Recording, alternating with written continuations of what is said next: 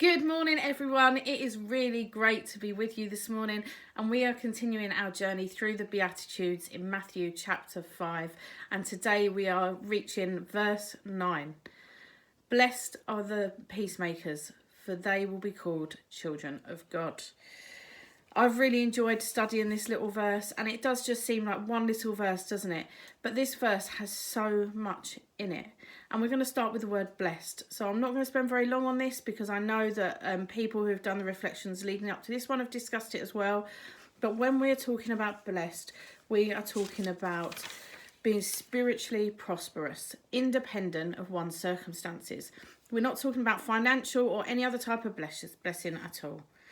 Now, if we take the word peacemakers, this comes from the word irene in the Greek, which is from the verb ero, which means to bind or join together that which is broken or divided. Now, it's a verb, it's a doing word, and so that tells us that it takes effort. It can't happen passively. It's going to be a bit of hard work. And the part of the word makers reinforces this for us as well, doesn't it? Making is doing. We know that. It's not just being passive. It can be hard work, and it can be easy to think that the peacemakers that we see around us are the ones who don't get involved in the conflict, who don't stir up the trouble, who aren't involved in the big conversations. The people that say, I really don't like conflict, I don't want to be involved. And the people that put aside their own feelings just to try and appease others. And if I'm honest, I'm one of those people. I'm a very laid back person, and I don't like conflict. But this can make for a bad situation, not just for me, but for those around me too, because it affects my family, it affects my husband, it affects my children. And probably an example of this is when my children might ask for something that they know they're not allowed, normally something sugary or something to do with gaming. They've probably already had stuff that day, and I know that I don't want them to have it. It's not good for them. We've agreed we're not going to do it. And at the end of the day, I don't want them to have it. But I also know that on the flip side of that, if I say no, there's probably going to be a tantrum. They might shout, cry, stamp their feet, slam doors, all that stuff that comes along with childhood tantruming. And because I like the peace and I don't want to have to deal with that, in that little moment, I often put it off. I give in, I give them what they want. But what I'm learning, particularly through reading this verse and through what I see in my children, is that I'm just putting it off for another day. I'm just leaving that stress and the emotions that come up and the hassle and all of that I don't like, that conflict. I'm just putting it off for another day. It doesn't go away. It might give me a few seconds peace in that moment, but that's not it gone. It's not dealt with, and we'll come back and it will probably be worse.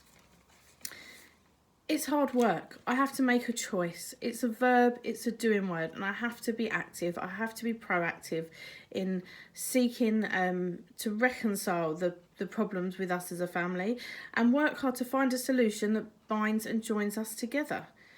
Making peace can be costly. It costs us on our emotions, it costs us on our time, and sometimes it costs us on our finances too. But we've got the ultimate example of a peacemaker, Jesus. And in Ephesians 2, verse 14 to 17, it tells us that Jesus brought about peace between God and man. He brought about peace between man and man, the Jews and the Gentiles. And he's bringing about peace between man and the earth and creation as well. Making peace isn't easy. It's costly. And Jesus paid the ultimate price in achieving that peace, in being that peacemaker. But the reward is great. And the verse tells us that peacemakers, what will they be? They will be known as children of God. If we're to be called children of God, then we need to be recognised as such. So when we face situations of conflict, people will infer from what they see from us, the way we handle ourselves, our emotions, the situation, they'll infer whether we're a Christian or not. And I know when I now am beginning to approach situations this way, with this in the back of my mind, that it's not about me, it's not about the way I come across, but it's about representing Jesus, then that makes the situation very different. It's not about me at all. It is about Jesus. I've read a few different Bible versions in preparing for this, and that they all cover different parts of the sentence really, really well and bring out the things that I've learned. But I think the Amplified version does a really good job of bringing together everything that I've just shared with you. And it says, blessed, spiritually calm, with life joy in God's favour, are the makers and maintainers of peace, for they will express his character and be called the sons of God. So this week, as we go into the weekend, let's seek to be peacemakers. Let's seek to be people that don't put off taking the time and the effort and putting our emotions into maintaining peace and bringing about reconciliation and joining together that which is divided. Let's remember that Jesus is at the centre of it, that we're representing Jesus. And let's remember the great reward for the peacemakers. They'll be known the children of God. See you all later. Have a great weekend.